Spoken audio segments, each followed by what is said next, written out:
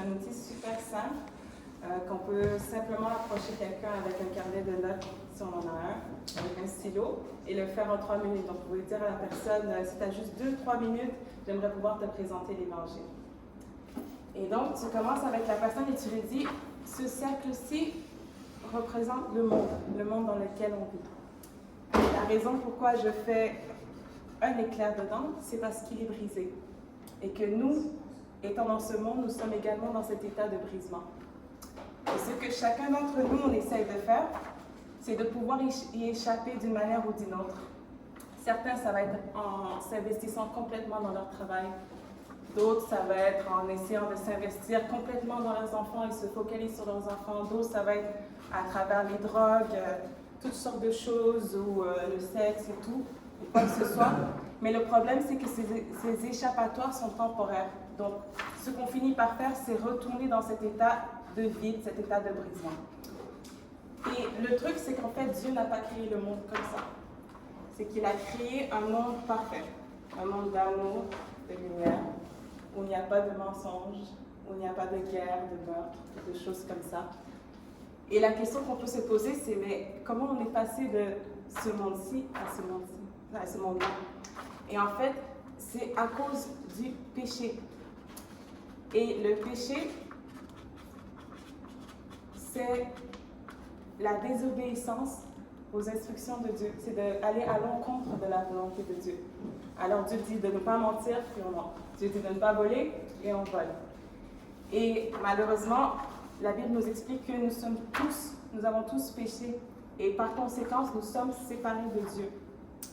Et le truc, c'est que si nous mourons séparés de Dieu dans cet état, nous aurons à vivre une conséquence qui est d'être séparés de lui éternellement, dans un endroit qui n'a pas été fait pour les hommes, ni pour vous, ni pour moi, qui s'appelle l'enfer.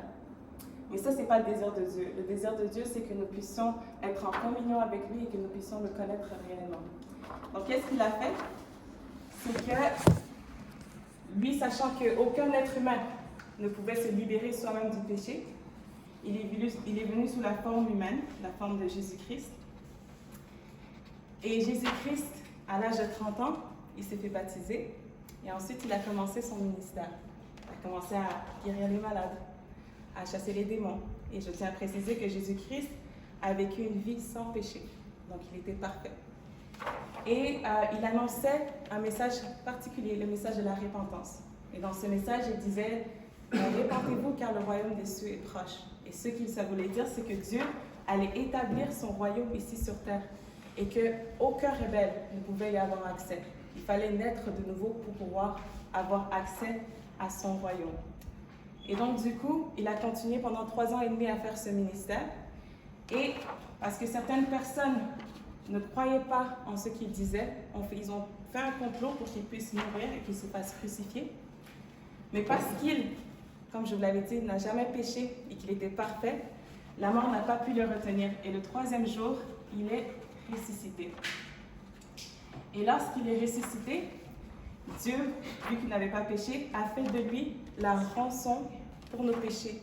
Donc c'est comme s'il était la caution pour nos conséquences, pour nos erreurs, pour le pardon de nos péchés. Maintenant, le truc, c'est que le pardon de nos péchés, nous n'y accédons pas directement, automatiquement comme ça. Nous devons faire quelque chose, nous devons répondre à cet acte. Alors la Bible nous dit que la première chose que nous devons faire, c'est de se repentir. Et oui, la repentance, c'est de demander pardon, mais c'est aussi prendre la décision d'arrêter de marcher dans le péché. Donc, si tu mentais, tu ne mens plus. Si tu volais, tu travailles maintenant. Et donc, après la repentance, la Bible nous dit dans Acte 2,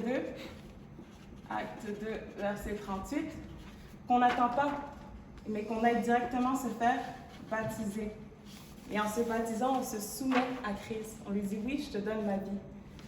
Et par la suite, ce que Dieu nous promet, c'est qu'il va nous donner son Saint-Esprit. Il va nous remplir de son Saint-Esprit et nous réconcilier avec lui.